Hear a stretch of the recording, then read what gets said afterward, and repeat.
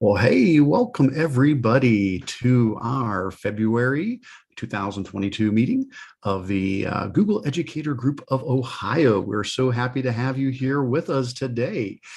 This is a usually monthly meeting where we look at everything new in Google Workspace from the last month or so, share Google tips and tricks, and answer questions related to using Google tools in school. Hi, my name is Eric Curts, and I'm a tech integration specialist up at the Stark Portage Area Computer Consortium, or SPARC for short. We're an information technology center serving schools in Northeast Ohio. I am joined, as always, by Stephanie. Stephanie, let you introduce yourself. Hey everyone, I'm Stephanie Howell. I'm an instructional technology coach in Pickerington Local School District and excited to be here and learning with everyone. So thanks for hopping in the chat. There's a lot of people here today.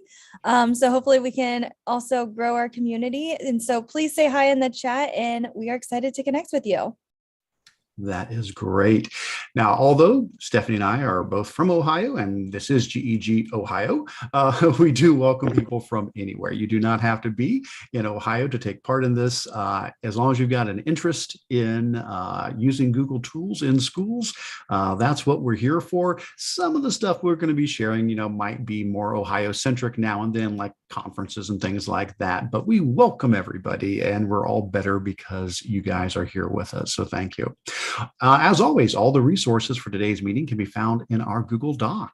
We have a editable agenda that you can add to. The easiest way to find that is through the GEG Ohio site, although I did drop the link in the chat and I'll do it again. Let me go ahead and I will drop that link into the chat. I'm doing that right now in case anybody didn't get it earlier. There it is.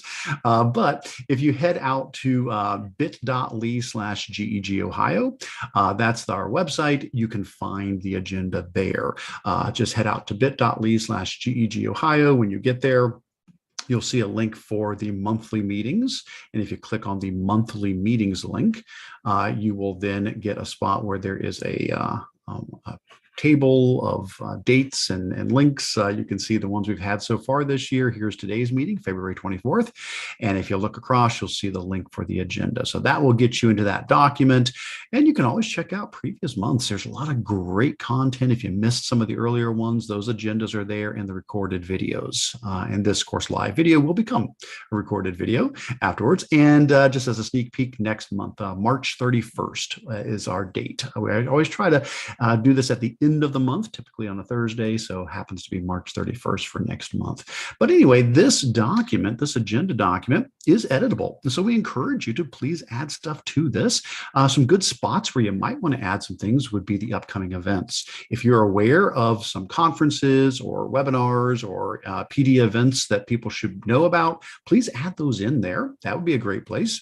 Another good spot to add things in is the section called Show and Tell. So I've got a spot where I share, and so does Stephanie, but we've got a spot further down that says GEG Community Show and Tell. Hey, if you've got something neat to share with the group, this is a great place to put it. If you've written a blog post or recorded a video or come across a really awesome extension or just have some resource you want to share, put that in there and we really appreciate it. And of course, at the very bottom is the Q&A section. So if you've got any questions for the group, please put those in there. And then if you've got answers, do that as well. So feel free to answer any of the questions that people have posted in there.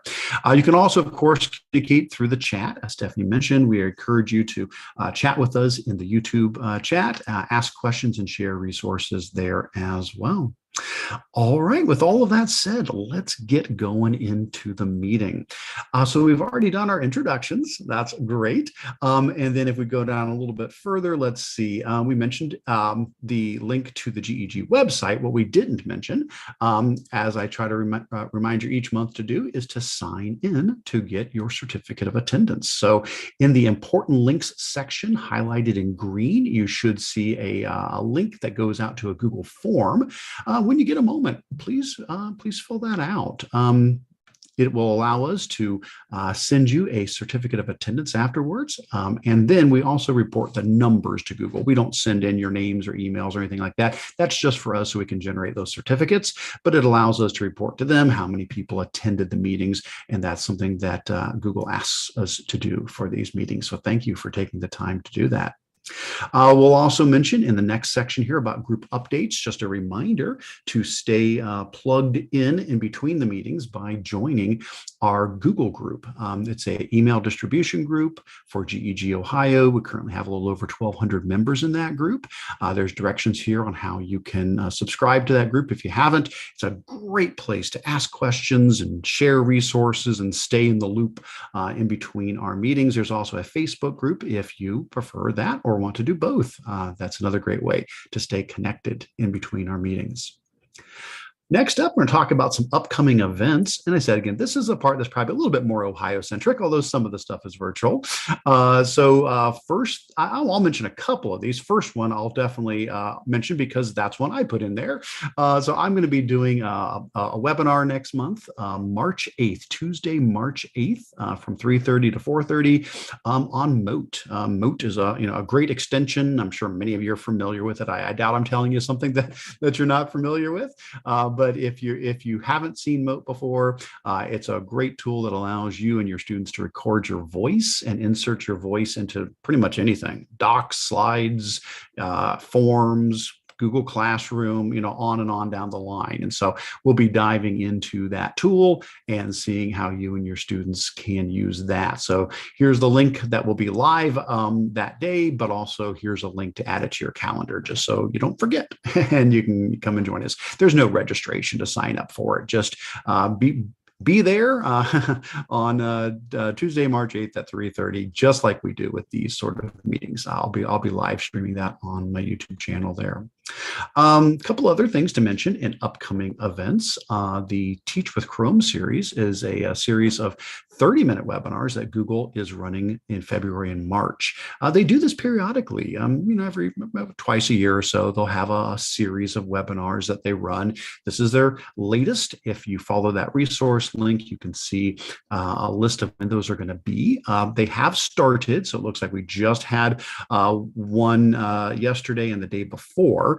But they're going to be going throughout March, and if you miss them, they are recorded just like we record ours.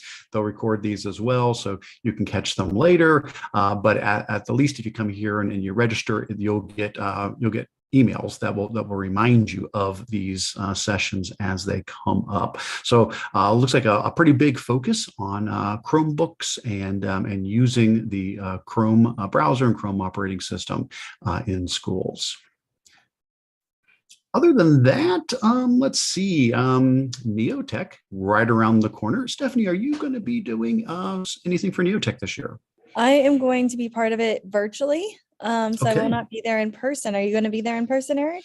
I am going to be there in person. I will be there on the 15th, I believe. That's the I believe it's the 15th. I'd have to double check here myself. Let me take a quick look here and remind myself. I believe, yes, that's the Tuesday. Yeah, so I'm going to be there on the 15th, and I'll be doing 3 sessions in person in the afternoon, noon, 1 and 2 o'clock session.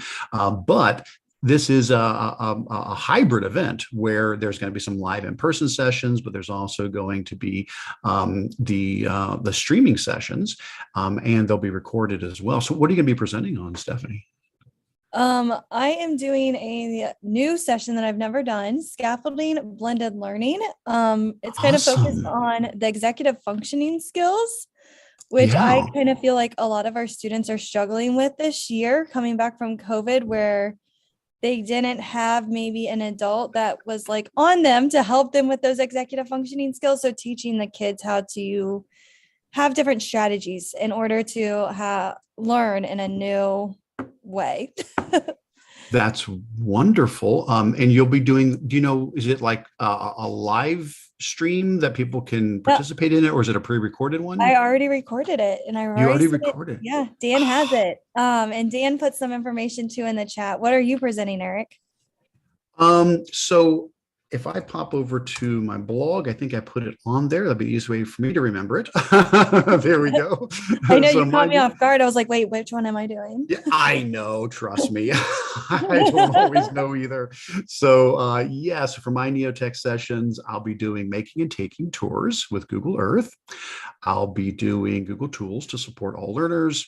And I'll be doing analyzing student data with Google Sheets. This is a newer one that I've been doing where, because I do love Google Sheets and I do a session a lot of times on activities with Google Sheets for students. That's not what this is. This is more for you as an educator learning some key skills in Google Sheets to help you analyze data. So we talk about sorting and filtering and formulas and spark lines and charts and graphs, conditional formatting, pivot tables, things like that. And we work through some sample student data to have a better comfort level with Google Sheets. So those are the three that I'll be doing that day. And it's free.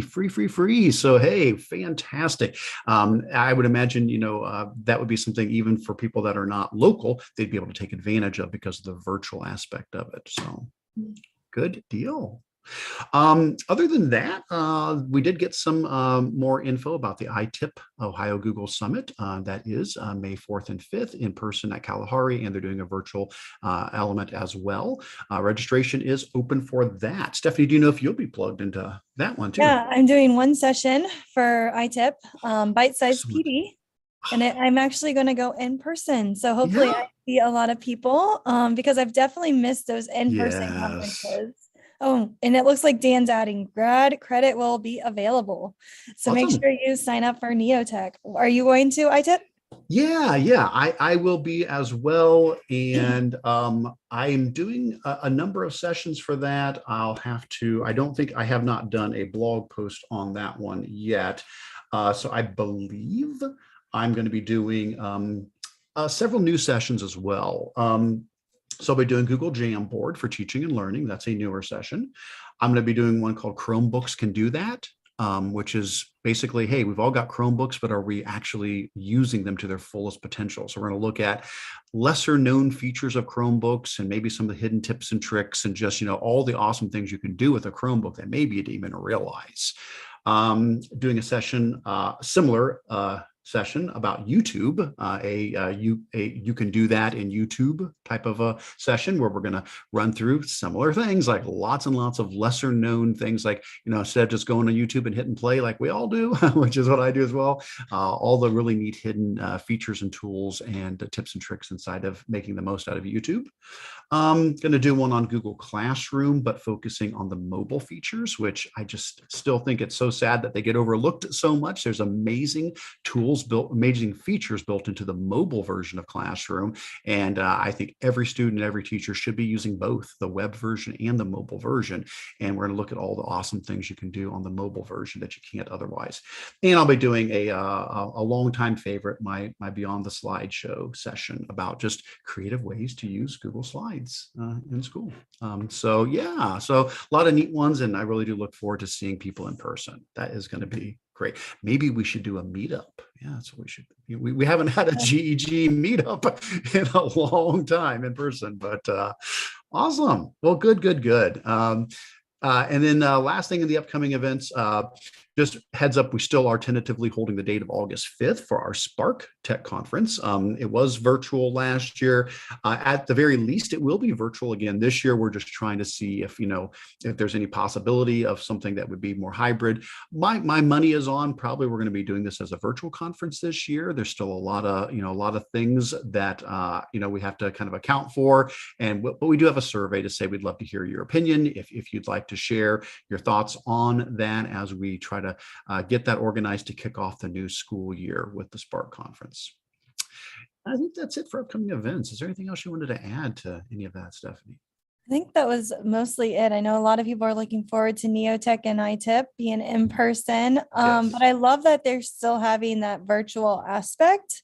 Right. Because I know we have a lot of people that join that aren't in Ohio, and so Yeah. you're able to sign up. So make sure you do so. Wonderful. Well, guys, if you have anything else to add, please feel free to put things into the upcoming events. If there's other things we are unaware of that folks should take advantage of. Well, let's go ahead and jump into one of the main portions of our meeting, which is what's new in Google Workspace. Each month, Stephanie and I try to keep our eyes out for any news or updates, new releases, blog posts from Google about updates they've made, with the idea of trying to just make this a one-stop shop for you. You come here and you can get up to date on everything new, so you're not caught off guard when suddenly, Gmail looks different like it's going to for a lot of people really soon here. That's one of the updates, so that we're not caught off guard by these things, and you can let your staff know, the students in your school know, and you yourself can be aware of what's new and upcoming. So we have selected some of the updates to chat about. Those are the ones we highlight or we made in bold. The ones that we didn't certainly are valuable. We would encourage you to check them out, but there's a few that we've picked in particular to chat about here. So we're just going to jump back and forth talking about these. And if you guys have anything to add, please do. If you've got questions, please let us know. And if we skip over something that you did care about, let us know that too. So to start off with, first one in here is an update to Originality reports, and that is that they are now also able to be used for Google Slides files and not just Google Docs. So if you've used Originality reports in the past, and here, let's see if we can open up this image in a new tab so it's a little bit easier to see. There we go. If you've used Originality reports in the past, these are the plagiarism prevention. It's a plagiarism prevention tool in Google Classroom. The idea being that if a student has submitted, a report or an essay, and you want to check it to see, was it copied from somewhere else? Originality reports will do that. It'll take the document the student has submitted. It will compare it against billions of web pages out there, and it'll come back and let you know, hey, this paragraph, this sentence, this area is a direct quote, and and it's something that if it wasn't properly cited would be plagiarism. Well, the idea is that students can do this, and so can you. It's not just a gotcha thing. It's something that a student can run or the Originality reports on their own work. Well, up until now, this has been limited to Google Documents files, but as you can see here in the little animated GIF, now, if the project isn't a document, what if it's a slideshow? What if that's what the students have submitted? Well, guess what? Good deal. We can now run Originality reports on slideshows as well. And we'll go through all the content in the slideshow and do that same comparison. Now, as always, this is a tool that has a little bit of a difference between the free version and the paid version of Google Workspace. In the free version, you are limited to running an Originality report on 5 different assignments within a class. So it could be, obviously every student within those assignments. So there's no limit on that, but just 5 particular assignments that you would use in that class to hook to Originality reports. The paid version of Google Workspace, though, does not have that limitation. You can run it on as many assignments as you want. But happy to see the expansion for that into Google Slides. So pretty nifty there. All right, what do we have up here next, Stephanie? The next thing is importing watermarks onto your Google Docs. And so this feature, I think you were able to do this on Microsoft. Now I don't use Microsoft that often, but before you could add this on Microsoft. So now you can do it in your Google Docs, and you can see in the GIF that they're writing draft, and then all you have to hit is done and it will go right on your document.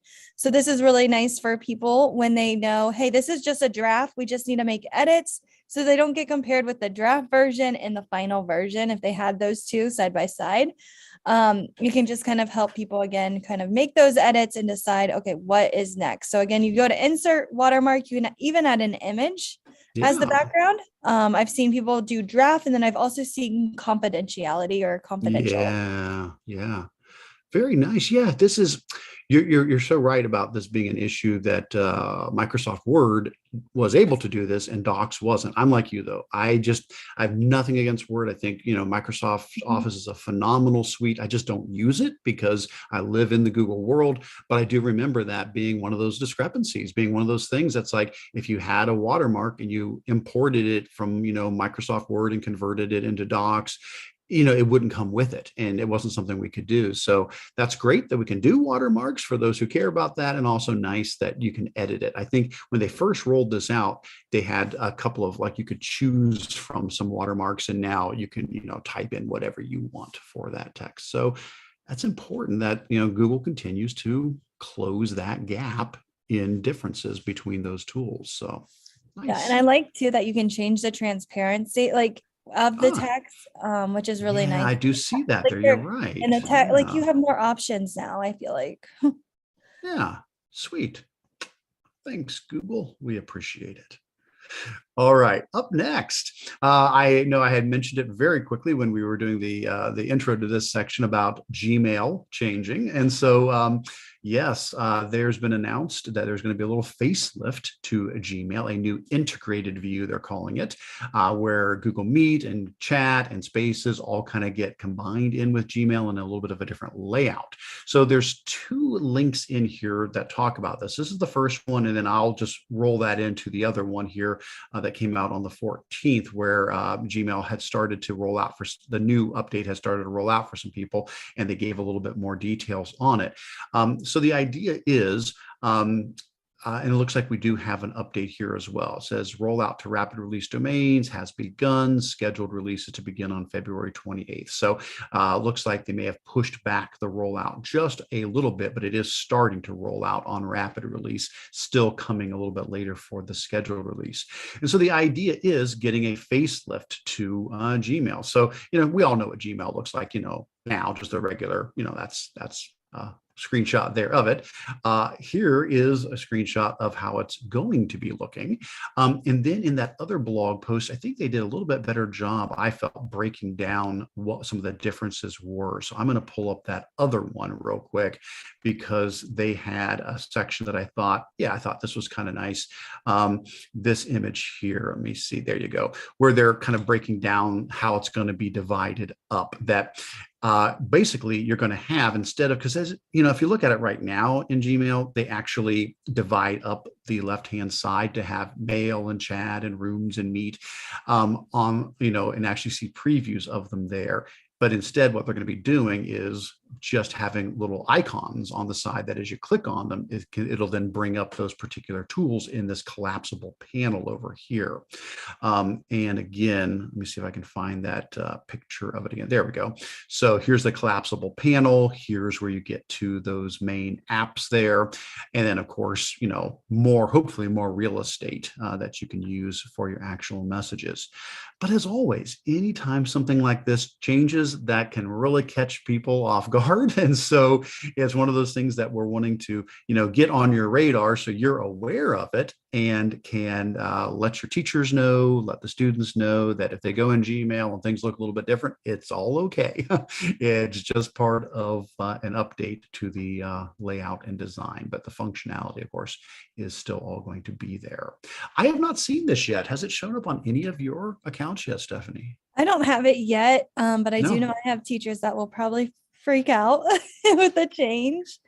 But I think it will be helpful having the chat in a area, because a lot of times I use chat because it's faster to get a response, or it's not like an email where I need a whole subject and all of it. I just need a quick answer, yes or no. So I don't know. Yeah, I mean, it'll take, as always, it'll take a little getting used to, but hopefully this new layout will be a little more efficient. Until I get into it and get a chance to try it myself, I'm not sure, but it has not rolled out. I've checked each day, and my Gmail has not changed. But like they said, it is something that is in the process of rolling out. Sounds like if you're on rapid release, which my domain is, could be any day now. Like it started, around the 14th or so. But for those who are on the scheduled release, it won't even start rolling out until the 28th. So you've still got a little bit of time before that might happen. So heads up. We do have a couple questions in the chat, so I hope you're ready.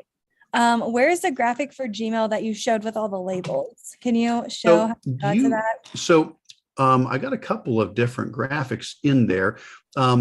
depending upon which one you're asking for. But if it's the one that had the breakdown, that was the one from February 14th.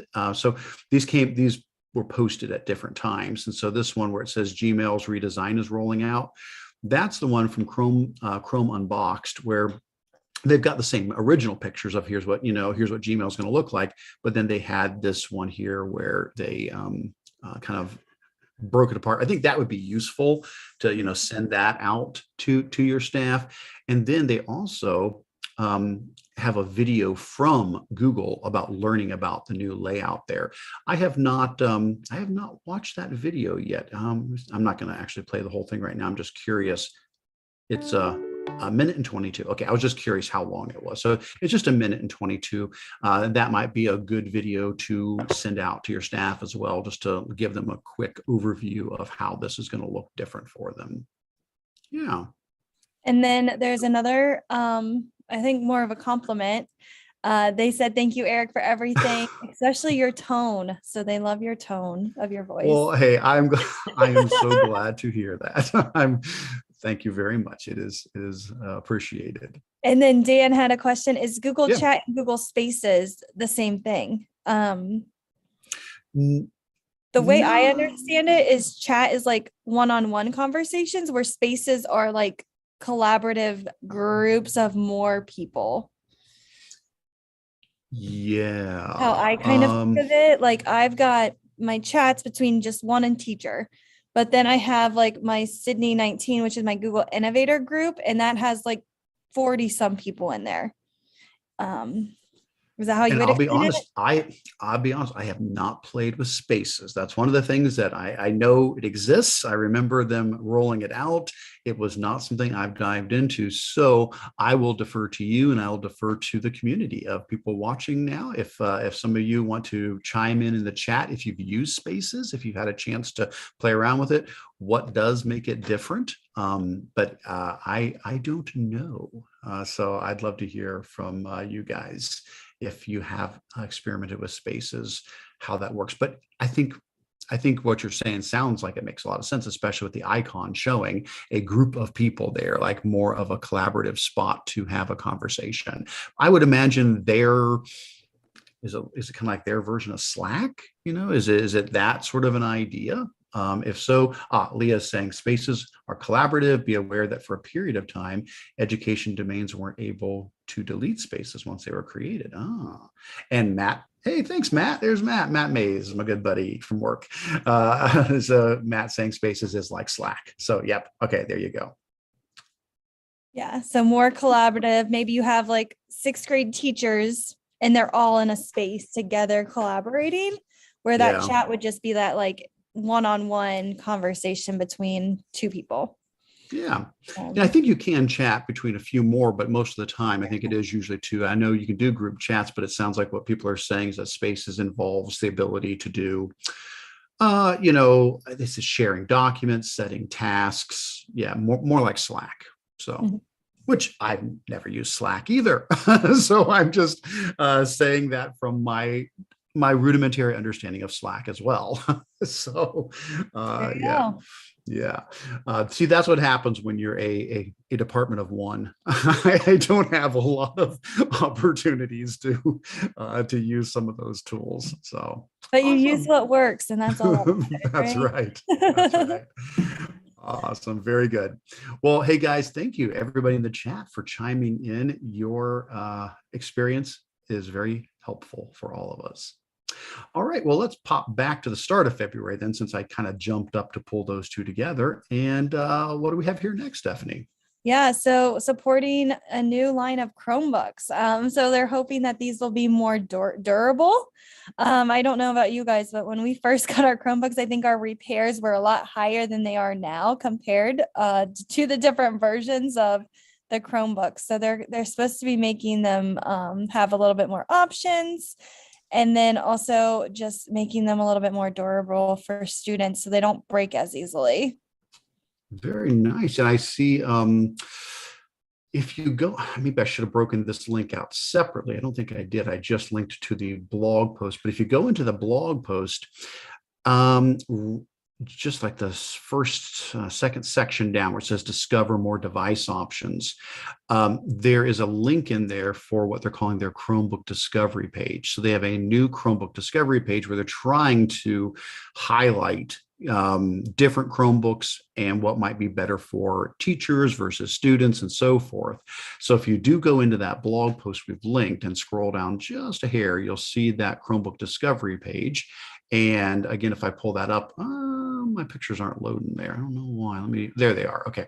And so if you get into there, you'll see they've got a section that says for in-class and remote learning. So this is what they're recommending, for students. If you go down a little further, here's the section for educators and higher ed. So beefier, more powerful Chromebooks that you might use as a teacher computer. I'm curious. Let's throw this out to the chat, but I'll ask you as well, Stephanie. Do you guys have teachers using Chromebooks, or is it just students? I know that Chromebooks in students' hands is definitely a very common thing, but I've started to see some places where the teachers as well are getting Chromebooks. Do you guys have any like that, Stephanie? Yeah, our students have Chromebooks. Our teachers have MacBooks, but our parapros have Chromebooks. Okay, all right. Yeah, and so everybody has something different, but I'm wondering, with this new model, what's going to happen? I personally like my Mac because I have a Pixel and I just prefer the Mac. I don't know why. Yeah.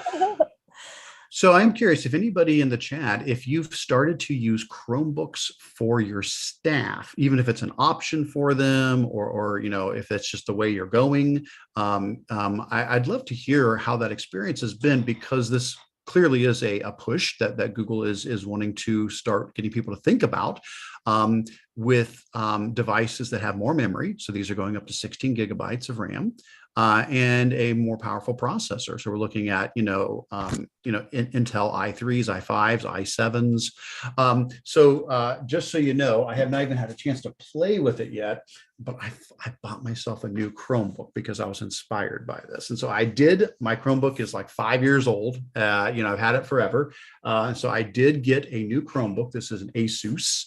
And it is this type of Chromebook. It's meant to be more for teachers. I haven't even turned it on yet. Like, it arrived earlier today. I plugged it in to charge it and didn't even get a chance to turn it on. But it is, it's one with more memory. So it's got 16 gigs. And it's got an i5 processor. And so, it's more like I'm going to test this out and see, could I live on that? And I don't know. That's what I want to try out, is say, what if this was my primary computer? Because I work off of a Windows laptop for work and a Windows desktop here. And then I have a Chromebook, which I've had, like I said, it's like 5 years old now.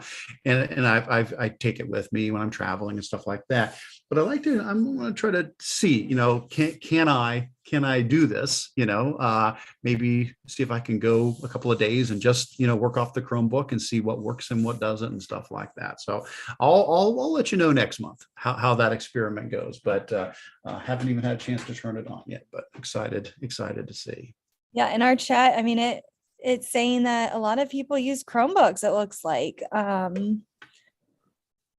for their students mostly, but then also teachers. Wow, we are getting a lot. Thank you, guys. This is a good, I think this is an interesting topic to discuss, because I've started to see a move toward this where schools are saying, it's an option, or in some cases, this is what we're doing. We're going to be using Chromebooks for staff as well. Some of the neat comments in there's, as you scroll through, Stephanie, see if you see something that catches your eye. I'm seeing Sarah mentioning about the touchscreen Chromebooks for teachers are great because of the annotating options, especially when hooked up to a display like a TV. Yeah, it kind of gives you the the idea of being able to grab your red pen back, and just be able to annotate on things and write. Or if you're teaching a lesson, if you need to annotate things, that's great. Let's see, other ones that are catching your eye in there. Like a major challenge is the lack of a robust whiteboard software. Do you think some people are still using like Smart Notebook? And that would be an example of something where they're like, I'm used to having like a Smart Notebook on my Mac or my PC, and maybe they've invested years into developing you know, files that they use with Smart Notebook. That could be a possibility. Yeah, and there's another interesting one. Liddy from Dublin, she said that our math and science high school teachers have Chromebooks for annotating. And so I'm wondering Yeah, what the ELA and other teachers have. And that's an interesting point. Like certain subjects, should they have certain devices? I don't interesting. know. Well, these are great comments. Thanks, guys, for sharing all of that. I think definitely something that we should keep an eye on, because I wouldn't be surprised to see more schools considering this. The fact that Chromebooks are easy to manage. You don't have to worry about, virus issues like that, easy to update, and, reasonably affordable. Now these are more expensive. These ones for teachers. I mean, you think of a student Chromebook, probably what, $250 probably. I mean, I know you can go up and down from there, but that might be kind of like the main range. Once you start putting in an Intel processor, like an i3, i5, i7, once you put in 16 gigs of RAM or something like that, yeah, your price is going to jump up. It's going to double, at least once you start getting into these. And so that's definitely going to be more expensive than like a student Chromebook. But for teacher use, that would make sense. So yeah, I'd love to continue to have this discussion in the coming months Yeah. to see where And people go with this. there's two more comments that just came in that I think are really important.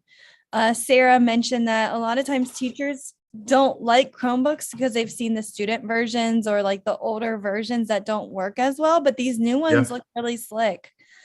So I think that's important to kind of remind teachers that there are different types. Right. And And that's one of the things I'm focusing on in that session at ITIP yeah, is exactly that. It's like, what can you do with a Chromebook that maybe you didn't realize you could? And I'll be using my newer Chromebook for that to show off some things. What else did you see there, Stephanie? and then Dan, he was asking if anyone has a recommendation for a touchscreen Chromebook. So if anyone does, feel free to hit the chat and let Dan know what you recommend.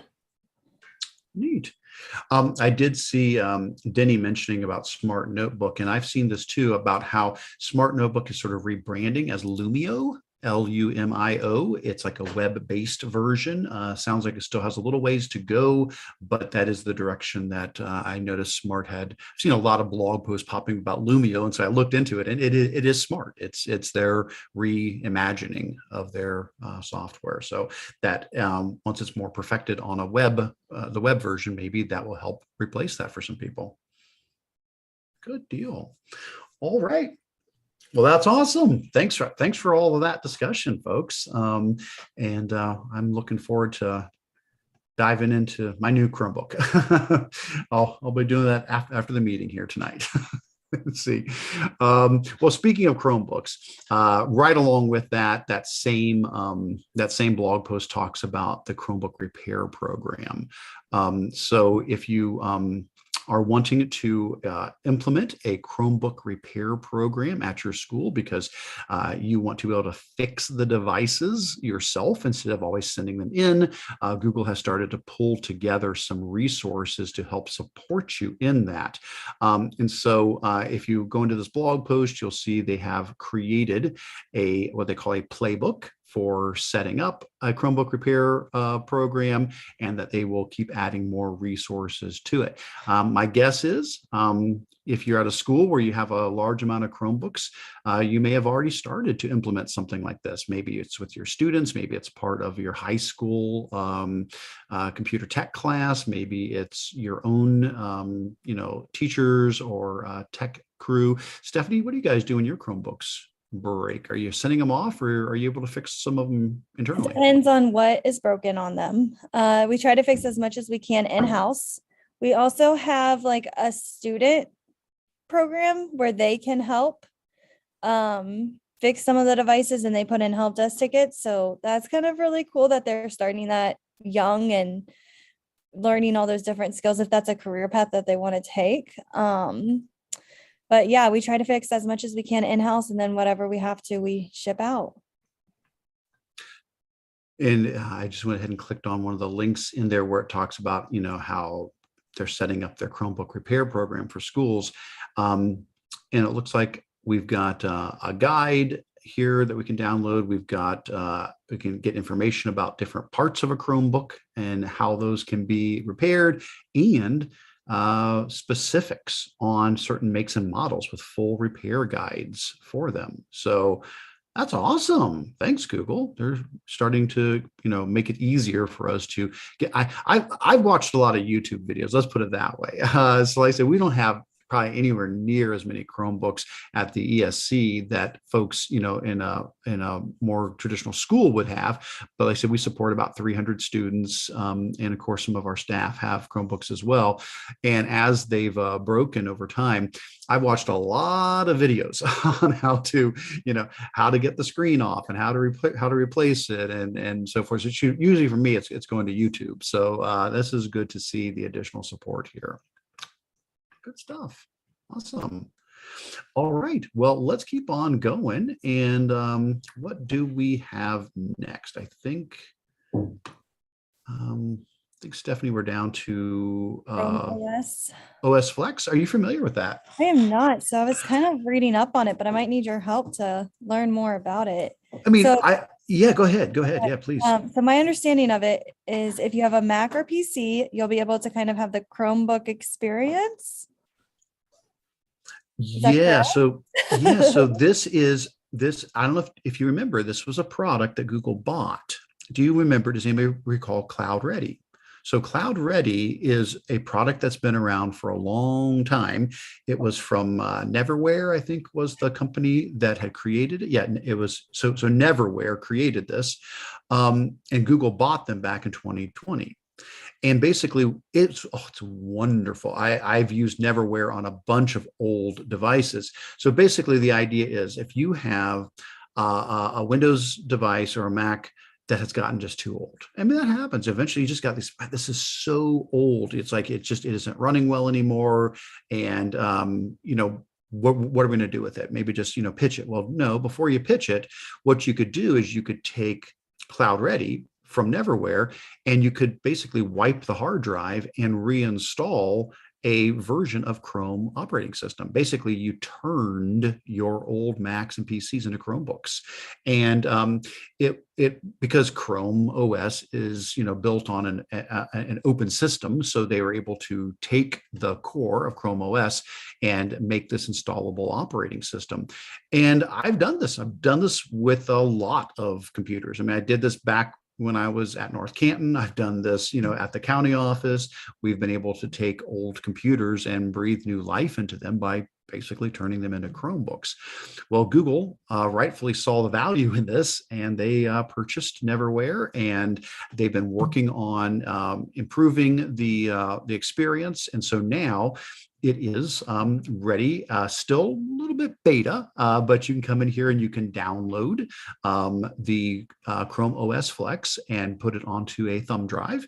And then what you do is you boot up your device with that thumb drive plugged in. And you may have to make a quick change in the BIOS of the device to say, hey, it's okay to boot from the USB drive.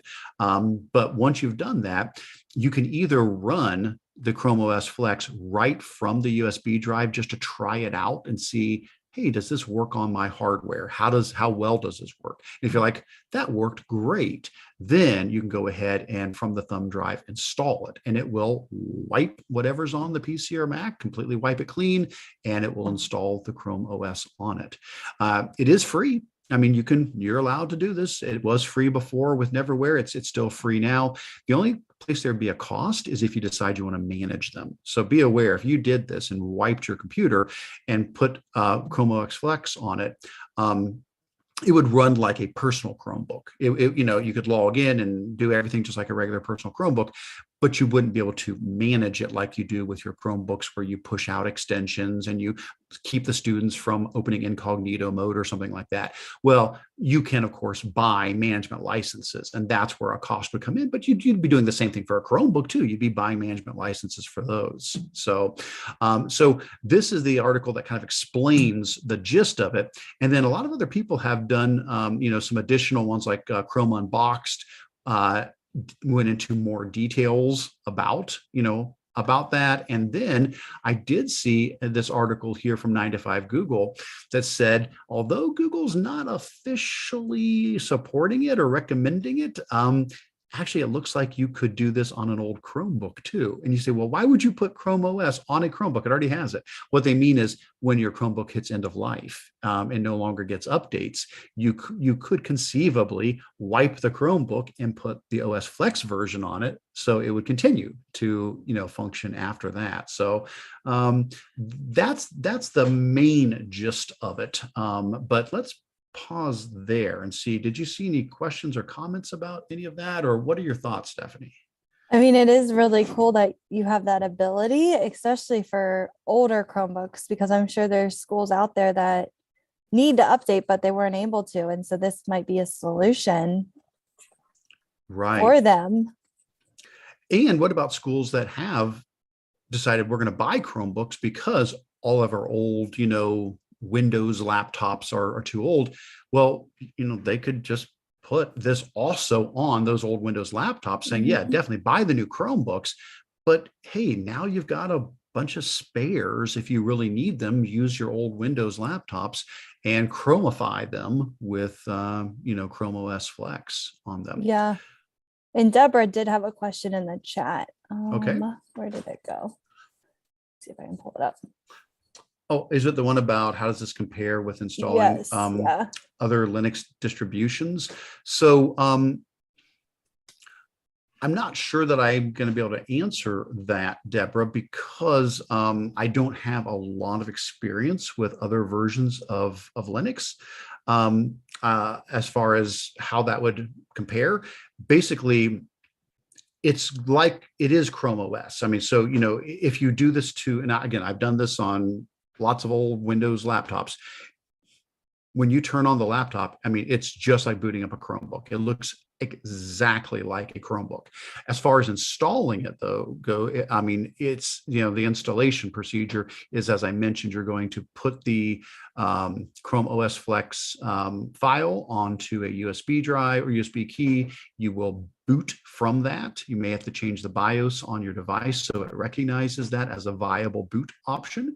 And then when it boots up, you can run Chrome OS right from the USB key, or you can go to the bottom right corner, click on the system menu, and one of the options will be to install. And if you choose install, then it will wipe your hard drive and install Chrome OS on that.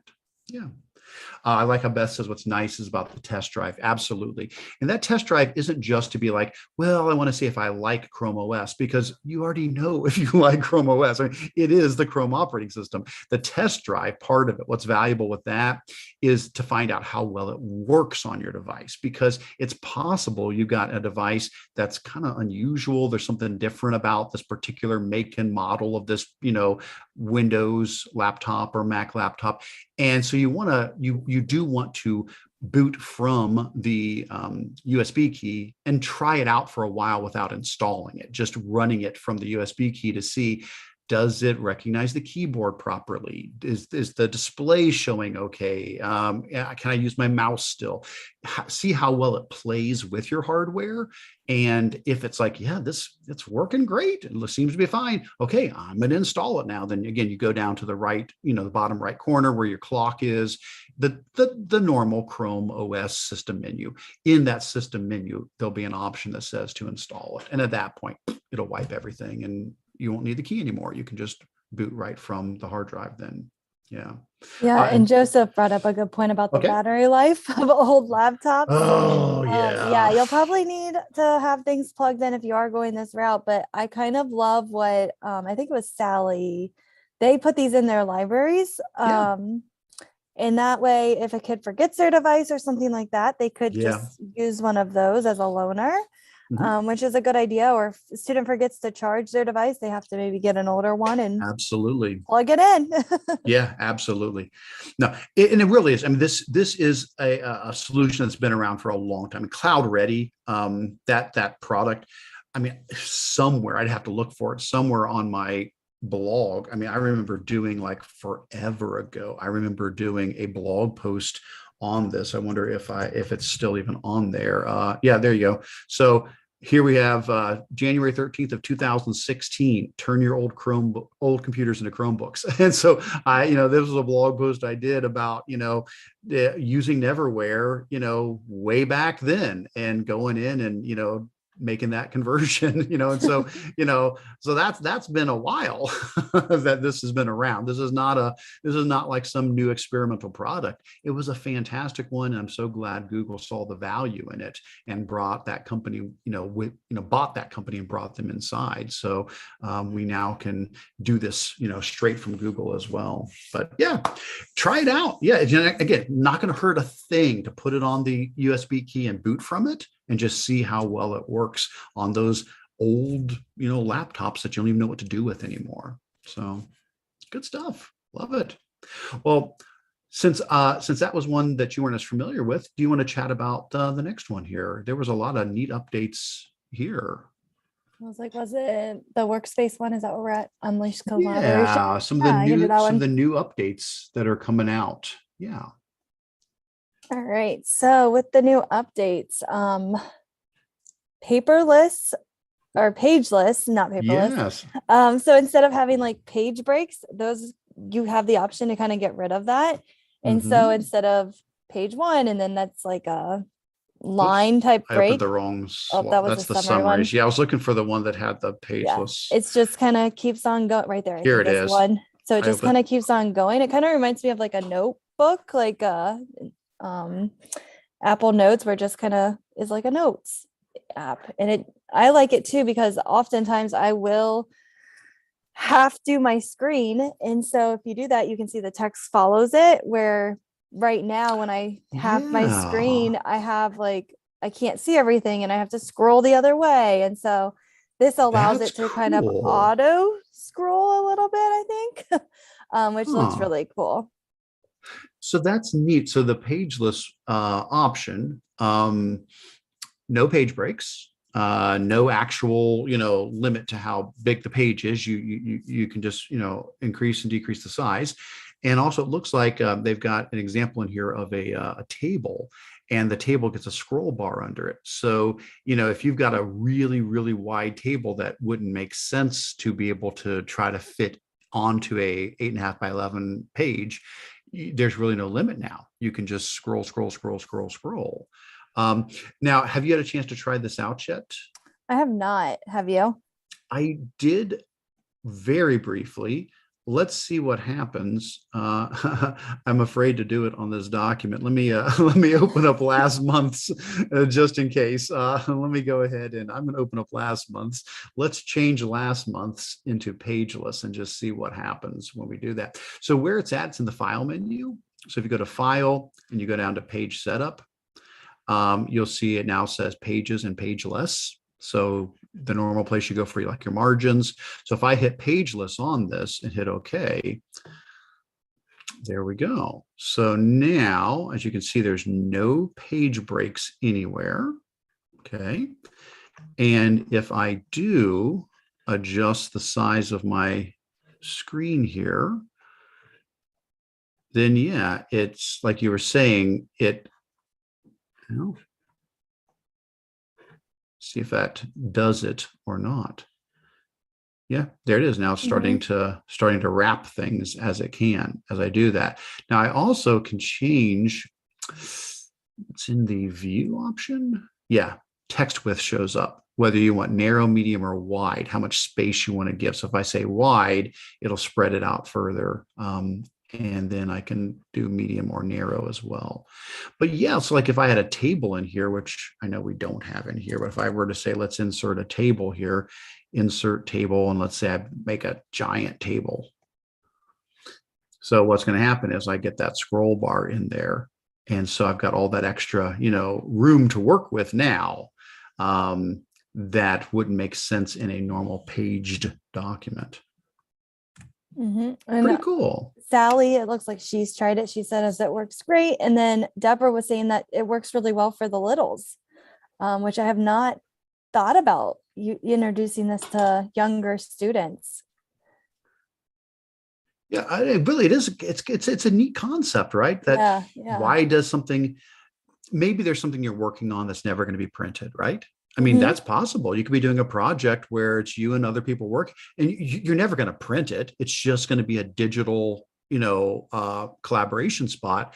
So why do pages matter? Why does 8.5 by 11? Why is that important? It's not in that case. And so maybe this would open up, a little bit more of a flexible collaboration environment. Well, we need to play around with that. Obviously, what headers and footers would be gone, right? You wouldn't have headers and footers anymore. So if you're using those, that would be, I could see it being an issue if you're like, hey, go to page 7, and now you can't do that anymore. So probably you'd want to use like bookmarks more, to jump to the different or headings, right? Huh. Yeah. Awesome. And then another one is summaries. So I use that. I think they call it the outline. I use it a lot just to kind of hop through a longer document that has different things. So now you can type a summary or let the computer type your summary and then hit tab, which I think will be nice because if you have a big document, someone can quickly say, okay, what is the gist about this? What is it mostly about? Before they kind of dig in or quickly get an idea of what they're looking at. So it could be really helpful, I think. And again, I love that overview outline area. Yeah, that is nice. I did let it try to do this on a couple because I was curious, like I was thinking, and I don't think it does apply really well, but I was thinking like to help a student like summarize an article, we've talked about things like Quillbot in the past and tools that give students like a quick summary of the article. I probably won't be able to find it fast enough now, but I copied some articles from like Dogo News and put them into a doc. I guess if I went to recent, it might still be in there. And I let the AI summary run. Let's see if I find it fast enough. Good. If not, we can always come back to it later. But I thought, here it is. So here's one on sharks. So I grabbed this article about sharks and just copied and pasted it from Dogo News right into Google Docs. And now if you click up here, this was the auto-generated summary. It says, this article describes a rare juvenile ghost shark that was caught off the New Zealand coast. The juvenile ghost shark was caught accidentally by a scientist during a recent survey. And so that was AI that basically looked through the article and made a summary out of it. And I don't know, I wonder, would that be valuable? Would that be helpful as well, just to get the gist of an article that a student is reading? Neat. What else? What else was in here? And then real quick, the page list, has that been sent out to everybody yet? Because someone was asking where it was and I wasn't sure if it's been released. So it is rolling out. Let me see if they mention in here the time frame. I did not see it like 2 days ago, and I saw it just yesterday on my account that we just brought up here. So when I go to File and Page Setup on my account here, my work account, it's there. 2 days ago, it was not. So I think it's like rolling out now. Yeah. So if you don't have it, just wait. It's coming. Yeah. And so then next up was using that @ symbol. And this is kind of nice because it's like the @ menu, I think is like what they call it. And there's just a lot more type of things that you can do when you hit that @ You're able to tag different people. You can start meeting notes, which I think is kind of cool. Yeah. You can also pull files in. You can do checklists, numbered lists, bulleted lists. You can add media. So just quickly clicking the @ symbol, so shift and then the number 2, you can do all these quick things where before you had to maybe go insert or wherever you had to go or comment and tag somebody. Right. And it looks like the new one that's rolling out, they said in the coming weeks, is going to be an email draft template. So that will be just like the meeting notes. That'll be another one that I guess you can start your email in Docs, and then you'll be able to push a button and send it over to Gmail. Neat. Yeah, I'm interested because I think there's a couple extensions that currently do that. Like I'm pretty sure with Google. I bet that can make like more attractive looking emails. I'm wondering what that's going to look like. But I also feel like there are a couple people that will write an email in a Google Doc And then when they send it to Gmail, like they'll copy and paste it, it Yeah. has that line. And so you have to like scroll when you receive it. Have you seen Yeah. that? Yeah. I think it's because they're writing it in a Google Doc. So maybe those people can just send the email from their Well, doc, hey, hopefully, and it yeah, goes that'd be away. neat. Yeah, that'd be a neat way to, I could see this for like a newsletter. Like if you Yeah. wanted to send out a newsletter, I mean, I don't know that I would, write an email draft normally in Google Docs and send it over. I would probably just be comfortable writing it in Gmail. But what if I was saying, hey, I want to do a monthly newsletter and maybe I don't want to pay for MailChimp or something like that. If you made it look really pretty in Google Docs and then used this button they're mentioning to export it over to Gmail. Not that I couldn't have done it in Gmail, but maybe it'd be more comfortable to design it in Docs and then send it over. It might be make for a pretty newsletter. That'd be cool. Yeah. And then Right. they're also coming up with a new Maps smart chip. So instead of like typing out the location, you'll be able to like link it. So then they just have to Oh, there we go. click the Google Maps and it will take them there. So like if you put in the map link, Yeah. it'll do And the replace. smart chips where, Mhm. yep. So we got a happy little map thing. Oh, that's Yeah. slick. That's And then nice. also like Google Sheets. I really like the smart chips and Sheets because I'm not the greatest at the formulas and all that kind of stuff. But now if you have it, it will kind of suggest different formulas that you could use and then it quickly does it for you. Where before I'm like looking it up on another So tab and I'm like, what? nice. So I think that So will save nice. time. I've used it in Sheets and it was like, do you want to do it to this one as well to find the sum? And I was like, yes, how did you know? And so it formatted it all for me. Yeah, that's wonderful. I love, love, love, love sheets, but yeah, I'm always looking up formulas. Always like, okay, now Yeah. what's the syntax for that? I can Uh, never remember it. I always have to look it up. well, these are some really user-friendly updates that are coming out. I'm excited to try each of these. Sweet. Well, thanks so much.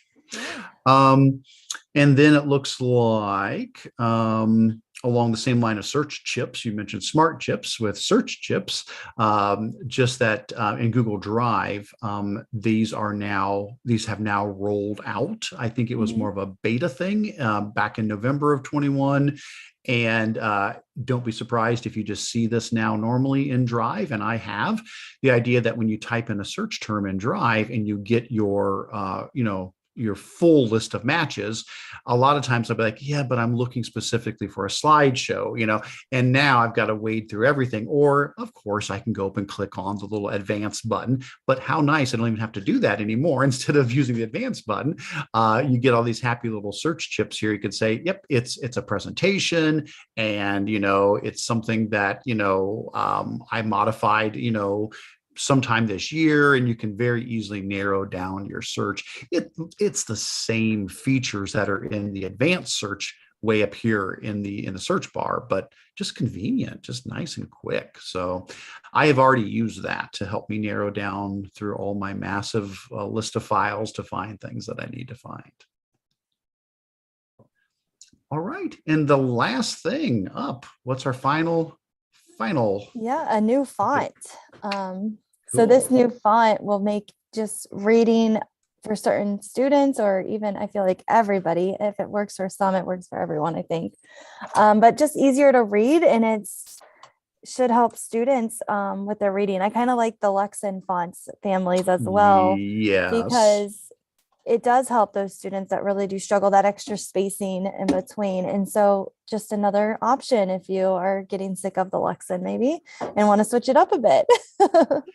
Yeah, this is great. So I know Roboto is a font family because I've used the Mhm. regular Roboto font, but this is their serif version of it. Okay, and looks like they kind of built it from the ground up to make it a very legible, readable font. Um, Google has so many fonts available. We're up to over Mhm. 1,300, I think. If we go out to fonts.google.com, I think 1,359 And there font it is. families. Right off Yeah, the top. yeah, yeah. So there, yep, there's the new one. Roboto Serif, sorry, is the new one that yeah, and you can always come here and sort by, and I'll do this sometimes. I'm a bit of a font nerd. I get excited about fonts. If you go to the fonts website and you sort by newest, you can see, you know, as new things come out and be like, oh, hey, what's come out recently? What are the new ones they've added? And so the serif version of Roboto has come out, but so has Moolala. So if you want a cow themed font, what have you been waiting for, guys? There it is, you know. So yeah. That's funny. And I know like there is a lot of interesting research about fonts. One of my favorite people, Sadie Lewis, she is like a font nerd too, Eric, and she knows like all the different informations about font. Like I just learned so much from her. So there is a whole college course, I believe, on fonts.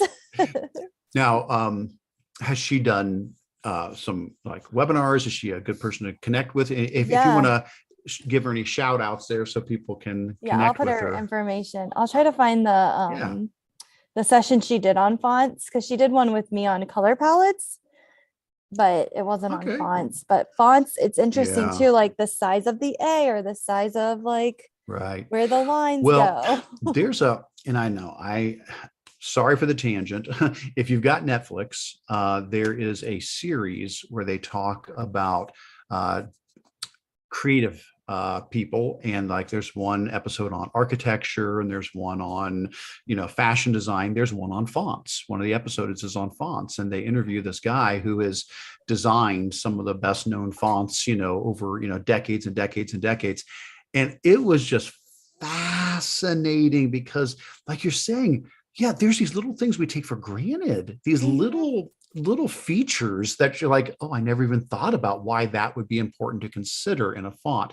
And again, I'm drawing a blank what the name of the show was now, but it's on Netflix, and I'll try to look it up. But it's a phenomenal episode. And well, speaking of little things, I see that Nicole mentioned about how her concern with Roboto is the A and G being difficult for students to read. And I know what you mean. Like, you know, this is that, you know, fancy A and the fancy G, where you had mentioned like Lexend being one that's a lot easier to read. Lexend is relatively recent in the list here. I shouldn't have to go too far to find it in here, but they have, Lexend has the normal, you know, A's and G's, and not with all the extra little curly things. And I could just search for it, but I thought it was that didn't come out too long ago. So I think there it is. So here's like the A and the G. I wish that was one of the filter terms in here. I wish from Google Fonts, you could just say one of the properties I want is, you know, I'm sure there's a name for it. I want the, you know, regular A and the regular G, not those other ones. Yeah. Yeah, and then there is a question from Peggy George. Where do the Google fonts go when you download them? Do you store them in your fonts folder on your computer? Yeah. So you don't really have to download any of these fonts. You can, but you don't have to. If you're in a Google document and you go up to the font menu, I'll go back to our document. Now I'll just go to last month. So that's okay. If you go up to the font menu at the top of a Google document or a Google slideshow, you'll see the fonts you've got installed. And then you can click more fonts. And then from more fonts, every font you saw that I just listed on the, you know, fonts.google.com site, every one of those are available here. So if I said, okay, I'm looking for that Moolala one that we just saw, where's Moolala? Is it not there yet? Maybe it hasn't made it over. But if I were to come here and look for, you know, Lexend or something like that, oops, Lexend.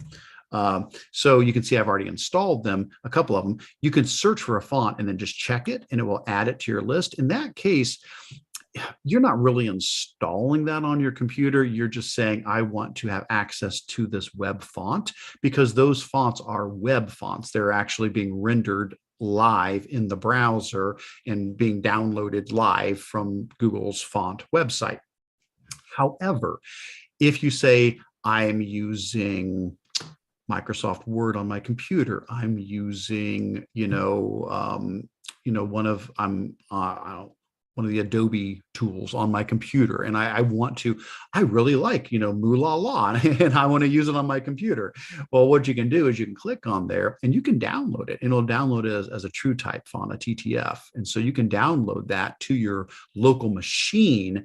And then like on a Windows computer, if you then right click and install it, it installs it into your fonts folder on your computer. But that's only if you're trying to use it locally on an installed program. If you're doing it on the web inside of a Google Doc or slide, it's not really getting installed on your computer. It's just getting added to your list of available fonts there.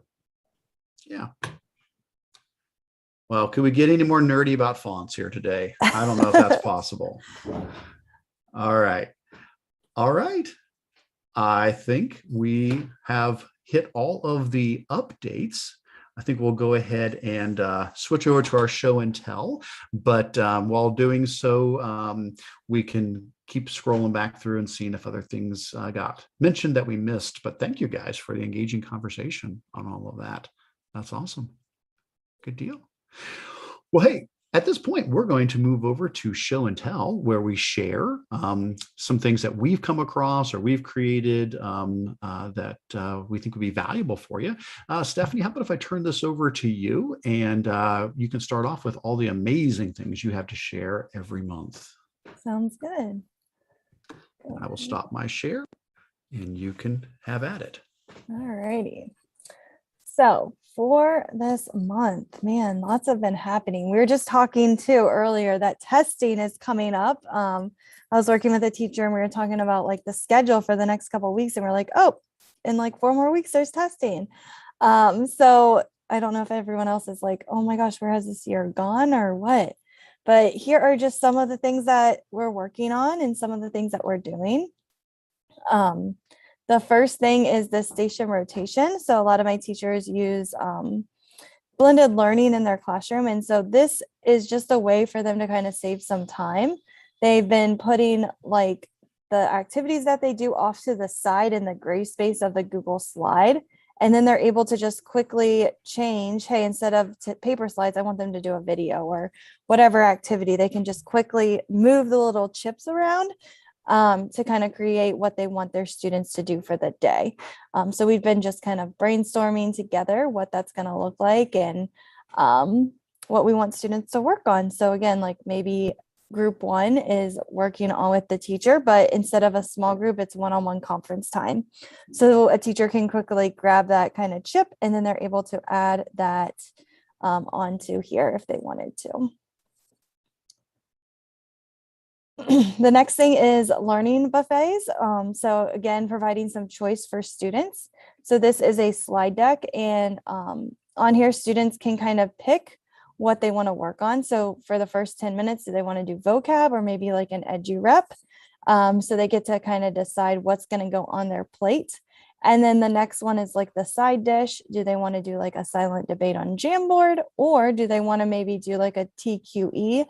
Wakelet with a partner. So again, they're just kind of picking different choices that they want to learn more about, and they can just drag their little circle and then they have more choice in how they are going to learn and show their knowledge about different material. So again, just a quick, fun way for students to learn and provide them multiple choices throughout the lesson. And then this one is a choice board. So just providing students like 3 different choices, because sometimes I think choice can be too much for students if we give them a lot of choices. So this idea came from Jen Page, like design your own coffee cup. And what students do is they take some type of concept, and then I took Slides Mania, well, Icons Mania, the same lady, Paula, and I took her coffee cup because I love how she makes her icons. She groups them, but then they're like parts of the icon. And so right here is the whole icon. And then what we were able to do is we were able to split it up into like the different parts. And then the students can come in and they're able to design their own coffee cup. They can add a label on it. They are able to maybe add fonts. They can add different icons on there, like the light bulb that symbolize something that they're reading. And then at the very end, they can kind of talk about what they did and why they did it. So like, for example, why they picked the colors. Is there a reason that they picked a red sleeve for some reason? Was there something in the story or the concept that reminded them of that color? Maybe the logo, what icon 1, icon 2, and icon 3 represent. So just a fun idea for students to kind of take that concept and explain their knowledge deeper. And then the next one was a book trailer. So right here, students had to create a video using WeVideo, book trailer. This was before WeVideo changed their display.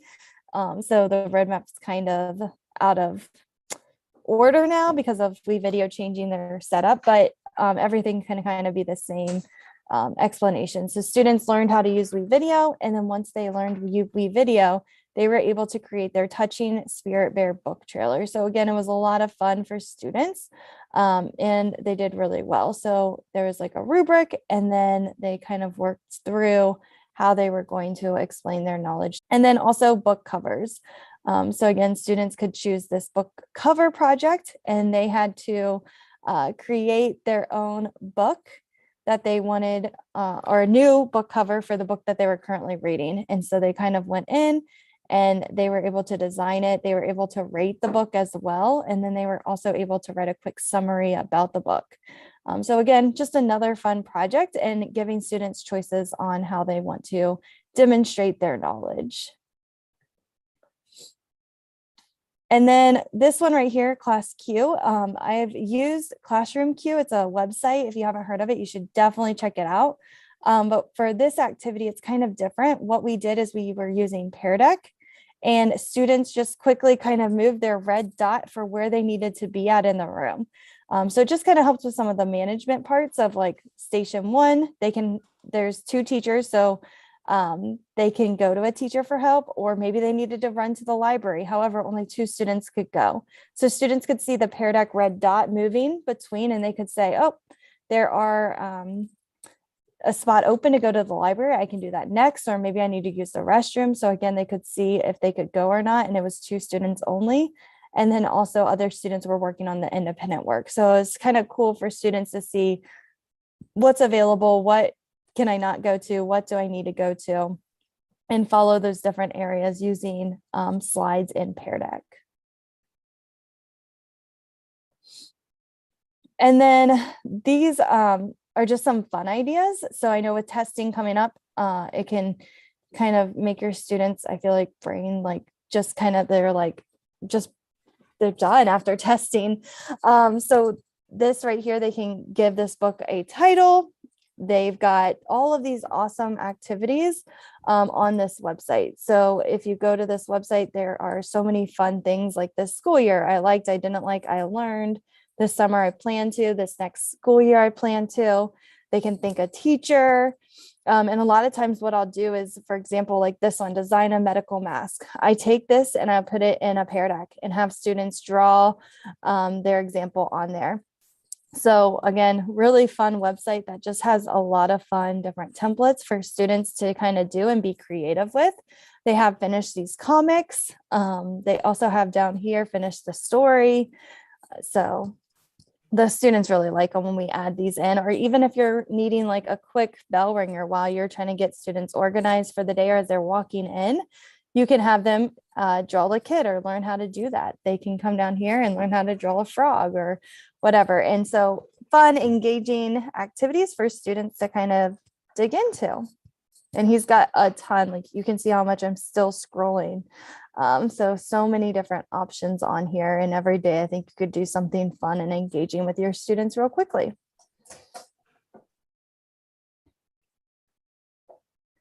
And then this idea of a refocus form is we have a lot of students who might be, we were kind of talking earlier about executive functioning skills and dealing with different students who might be off task or something like that. And coming back from COVID, which I know has been a while, but just getting them back in the routine of owning their learning and having that ownership. And so right here is a free focus form for students to just quickly kind of think about how they're doing. So we've been using this to kind of help students that might be off task. I was asked to refocus because, and then they can fill in the blank. Instead, I could have, and then in the future. So just quickly having that conversation with the student or having them write it down. And then just working on more of those solutions and getting students to learn how to own their learning rather than just kind of yelling at them or whatever. We're able to kind of use this to help build a plan of, okay, well, what do we need to do to help you move forward? Maybe you could have asked for a break instead of act out the way that you did. Maybe you could have asked for help when you didn't understand something. Maybe you could have asked a friend for some type of advice or something like that. So just using this refocus form has really helped some of our students that might have needed to just refocus real quickly. And then this one right here is a really fun project as well that we've been doing, Character App Store. So students pick a character from a book. And once they have that character, they have to complete the brainstorm. So right here is the brainstorm of the character. They summarize the character, what evidence from the book. They summarize the app, and then they explain what the character, how the character will benefit from the app. And then they design their app right here. So I think it was Mandy. She has a really good slide deck where students actually create like an app in Google Slides. So you can kind of see here like all these different options. So I just show the kids like, here's a app with 4 different places and then everything's hyperlinked. And so they create something like that. And then what they do is they rate and review, and they get that peer feedback from like an Apple review. Matt Miller also has a really good Apple review here where students can give ratings. They can say like what age group this is for, the developer's name. They can add images, and then students can rate that app. So I love his template that we used with this. But it's just, again, it's a lot of fun for students to brainstorm. They pick an app, and then once they pick that app, they are able to leave different Apple reviews to their peers to let them know what's going on.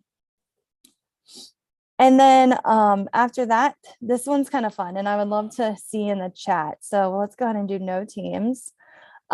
This one is Guess the Zoom. So if you play kind of like Jeopardy, students maybe pick 200 in, and you have to guess what dessert this is.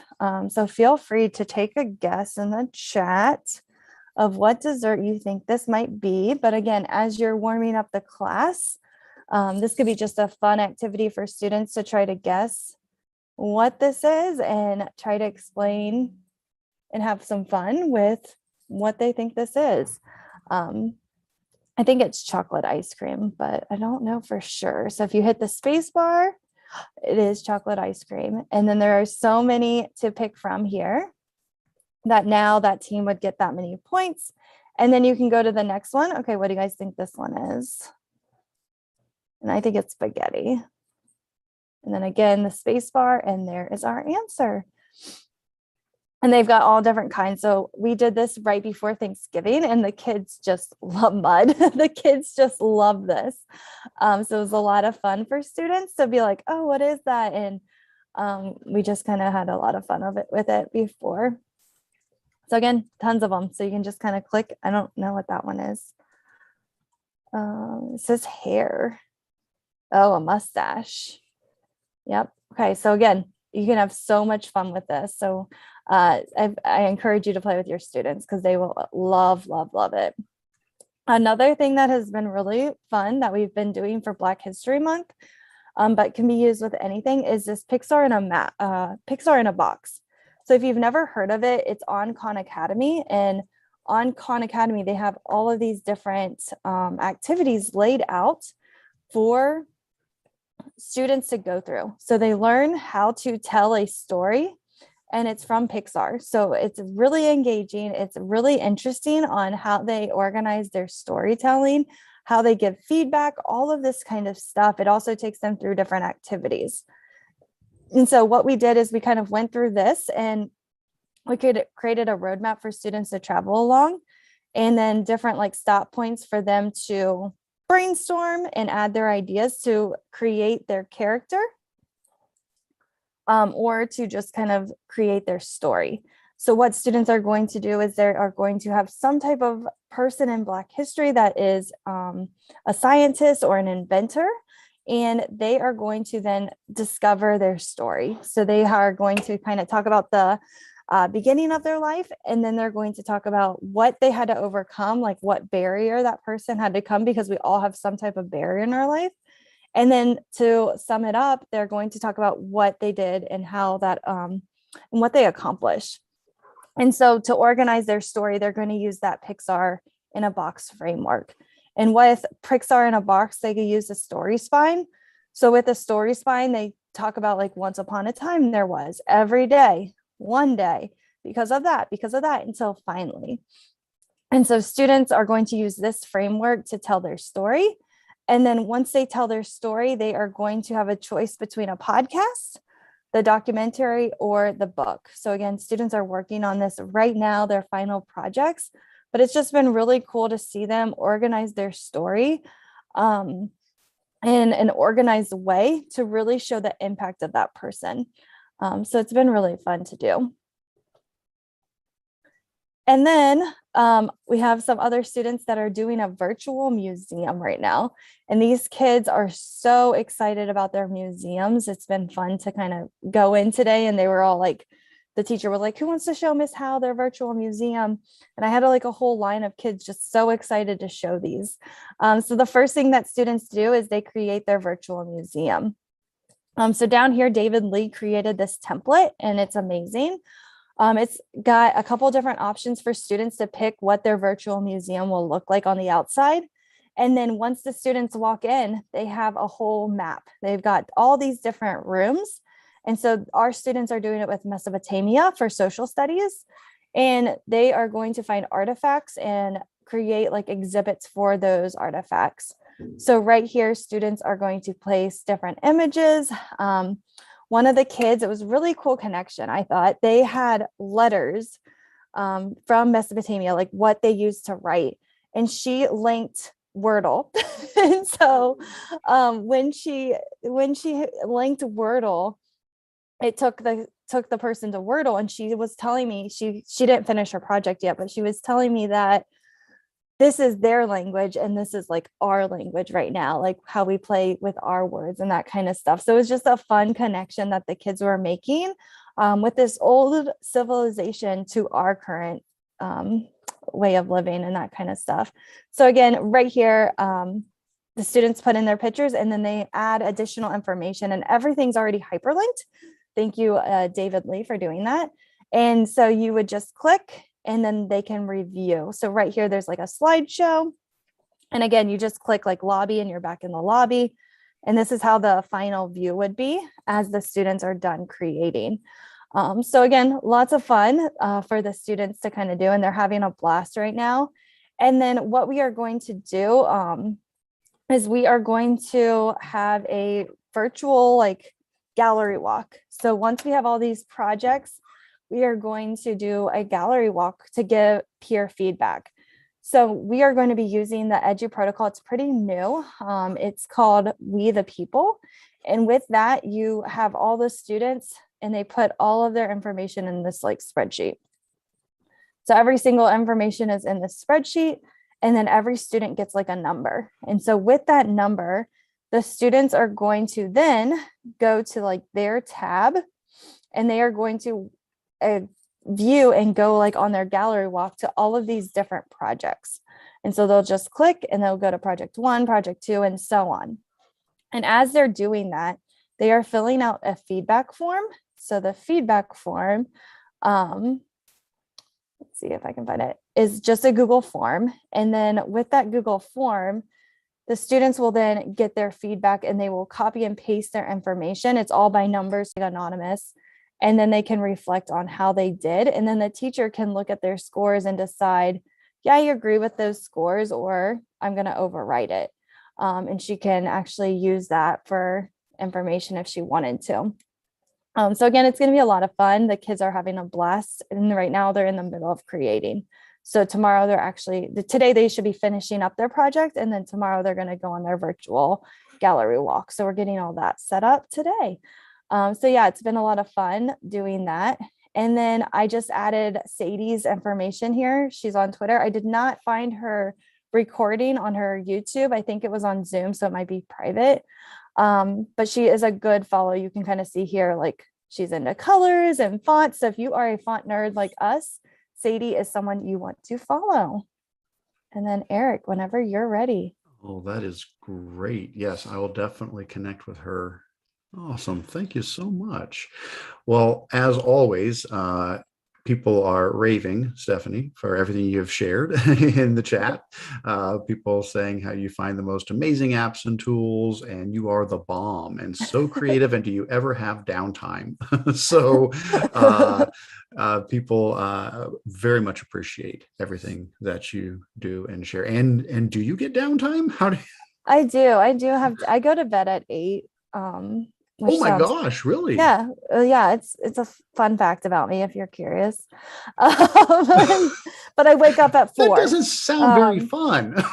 I wake up at 4 though. Like I'm a morning person for sure. I'm not a night owl.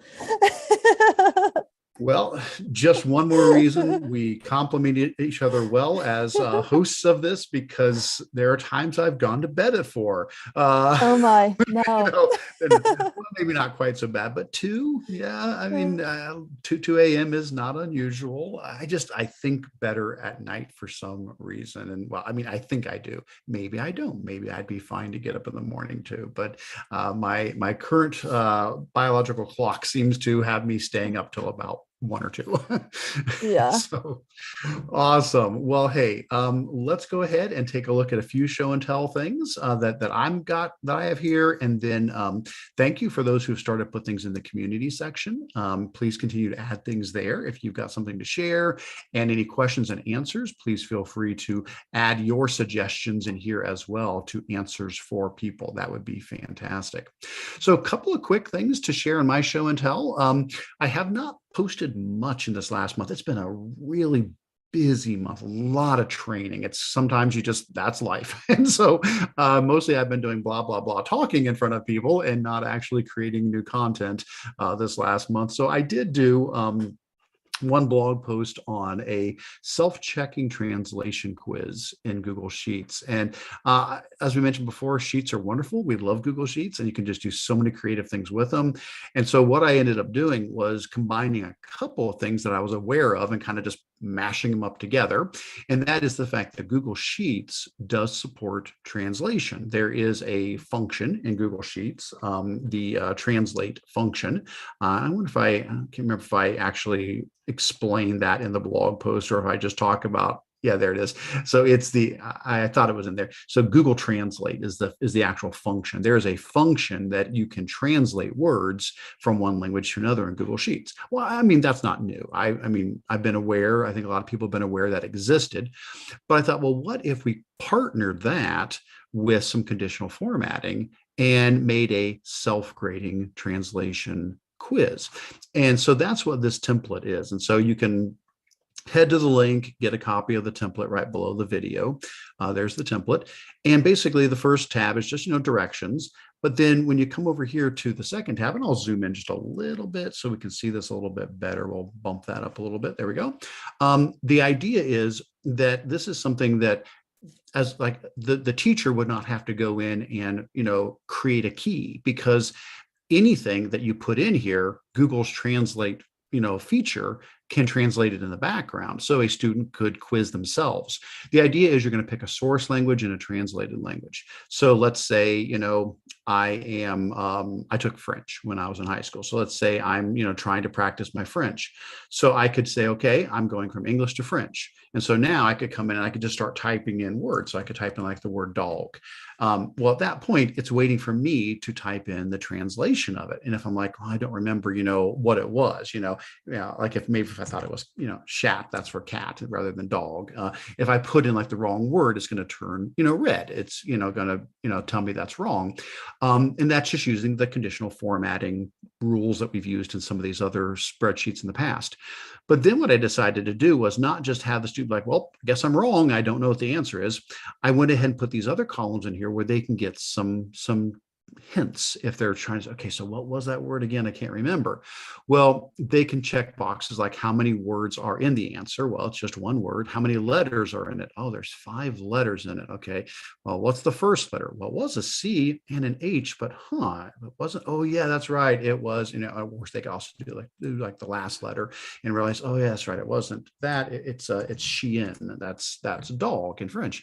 And, by getting these hints, they could not quite get the full answer. They could just get little bits to help them as they're trying to type those in, anywhere from first, second, third letter all the way to last letter, or just the full answer. If they just like, that's it, I give up, I cannot figure it out, they can always just check there and it'll give them the full answer. But like, if the original thing was like a phrase, like, that's life instead of, just a word. Well, in this case, we're now typing in an entire, phrase being translated, and knowing how many words are in it. The fact that, well, it's 3 words rather than, that's life, which is 2 words, you might realize, oh yeah, it's, c'est la vie. And, boom, you'd be able to get that. But again, the idea is this will tell you how many letters, how many words, and give you hints as you go, and then give you the, the feedback there with red and green colors. So, hey, whichever way, whether you're going from, the language you're learning and you're translating it into the language or if you're starting with the language and you're trying to write up the language you're learning, either way, this is nice because, again, the teacher doesn't have to pre-populate this with the text. You can use the same sheet over and over and over and over again and just keep putting in new things because in the background, that translation function is running and doing all of that. So fun. Neat stuff. So feel free to make a copy of that and play around with that if you'd like to. And if you want to learn more of the nerdy stuff in the background, I do have at the bottom of the blog post, after talking about how to use the tool, I do talk about the nerdy stuff, like, what's actually happening, what formulas am I using, how am I doing like all of the clues, and how am I doing the conditional formatting and making it match properly and so forth. So if you want to see behind the scenes, all of that is in there as well. Next up, just a reminder, I do have the free webinar coming up on March 8th about Moat. I did go ahead and already put in the link to the slideshow and the agenda document. I may be tweaking those between now and then, may add a few more things in there. But if you want to get a preview of what's going to be in there, this is the agenda document here. And then the slideshow, of course, is linked in as well. Basically, what we're going to be talking about is, what is Moat and how to set it up and install it. And then just run through lots of ideas, creative ways to use it in docs, ways to use it in slides, forms, classroom, and on down the list. So definitely sign up for that one if you're interested. Again, there's no you don't have to register, but there's a link here. You can add it to your calendar so that you can get back to it quickly when that time comes. Speaking of sheets, though, a lot of neat things got posted sheet related in the last month that I grabbed. One was an awesome post by Ben Collins. Ben is a sheet guru. He did a blog post about he created an Etch-a-Sketch game inside of Google Sheets. Like, you can do almost anything in Sheets. And so he, again, takes some time and explains how he built it, what the formulas are, how it works. And if you go all the way to the bottom, you can then get a copy of it. And I think I made a copy. Here it is. And so basically what you're going to do is you're going to click on the left, right, up, and down buttons. And each time you click and unclick, it's going to draw. So if I click and unclick, I'm starting to draw. And so I am literally drawing inside of Google Sheets with I'm doing an Etch-a-Sketch inside of Google Sheets. It's just amazing how creative that is for him to do that, which then sent me down another rabbit hole with Tyler Robinson's Google Sheets games and activities. And so here's a resource link out to a sheet that has a large collection that Tyler Robinson has created. He previews them one at a time on the first tab, but if you go to the second tab, Gallery, you can see all of them. And if you go to the third tab, Full List, you just get a listing of them. And these are just really neat activities he's created in Google Sheets, including a Google Sheets version of Wordle. Since you had mentioned Wordle earlier, yeah, the last one here, he calls it Sheetle, and I already made a copy of it here. And it is It's Wordle. So if I came in here, and I don't know if you have your own starting word. I use the word raise as my starting word. I guess we all kind of have our own starting word. That's usually the one I kick things off with. And it actually pulls from, the master list, and you can play Wordle right inside of Google Sheets. Now, as fun as that is, what I love about all of these, the ones that the Etch-a-Sketch from Ben, Sheetle, or all of Tyler's other ones, where's I just lost Tyler's page. There it is learning how they did that, going in and looking at the formulas and learning new tips and tricks on how to use these tools. So if you're a spreadsheet nerd like me, as much as I love fonts, I think I love sheets probably more. I'm a very, very much a spreadsheet nerd. It's been really inspiring for me to learn from Ben and Tyler and these other folks, the amazing stuff that they create. So wanted to share those with you. Ben did have another post I liked this month about using Google Sheets with Glide. And again, not a new thing. Glide's been around for a long time, but a really nice post explaining how it works. If you don't know what that is, the elevator pitch is Glide is a tool that lets you create mobile apps using Google Sheets in the background. So it's like Flippity, but for mobile apps. Like you can actually create, a conference app, or you can create a museum app, or all kinds of apps, and it's pulling from Google Sheets, and it will create a mobile app. And he did a nice job explaining how that is done.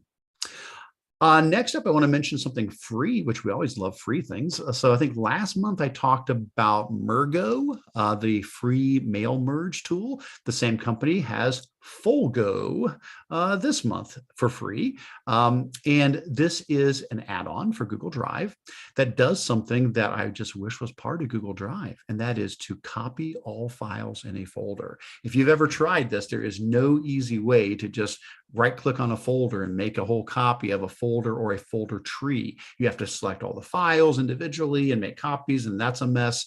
This will automate that process, as well as doing other things like transferring ownership and listing all the files in a folder and so forth. Well, this is a commercial product, but just like Mergo was, until the end of the month, you can get it for free.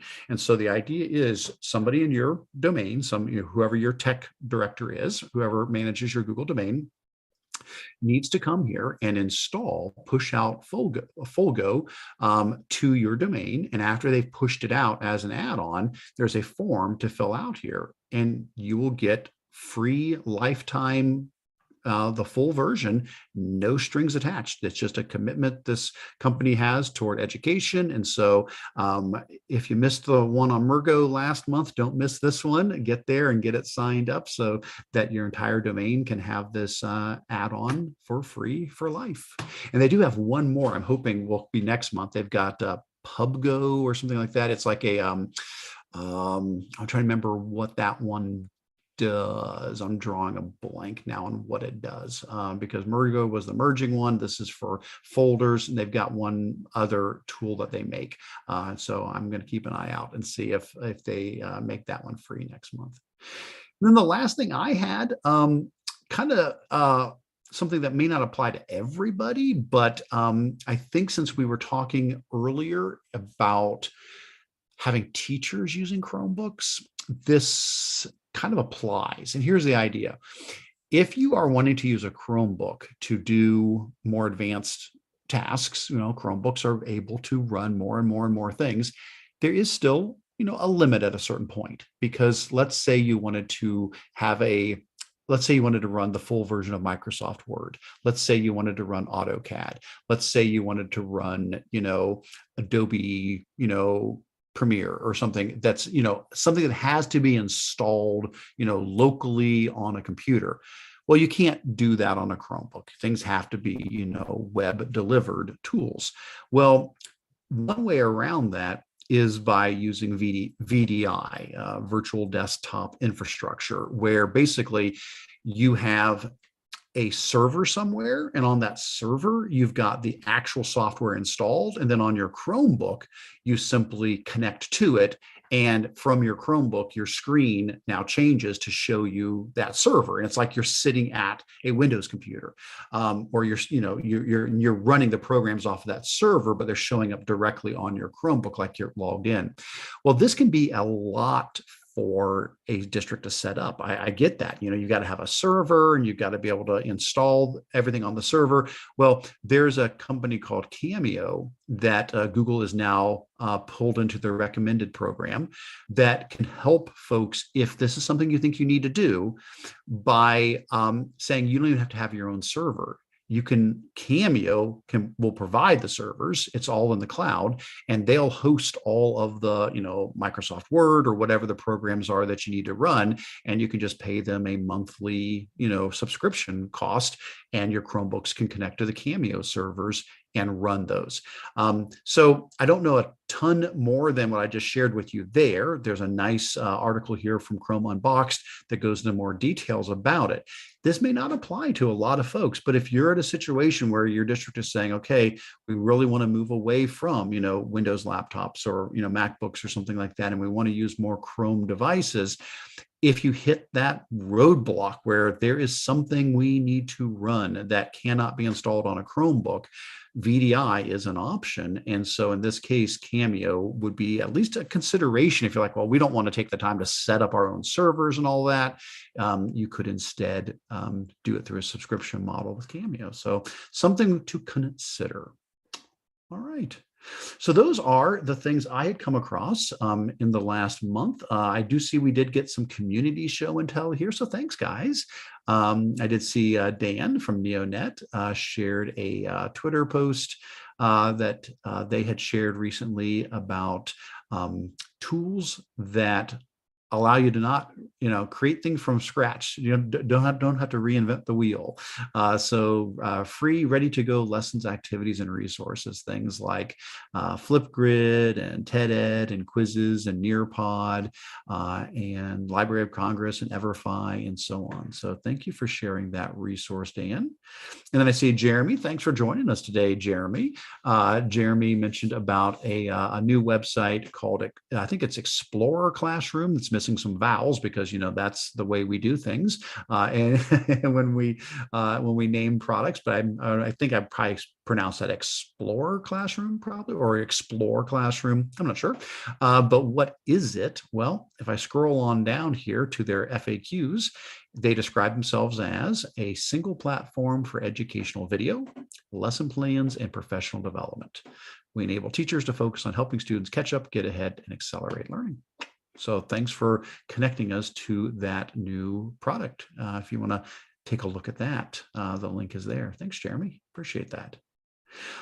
And then our last main section that we're going to hit here with our last 15 minutes would be Q&A.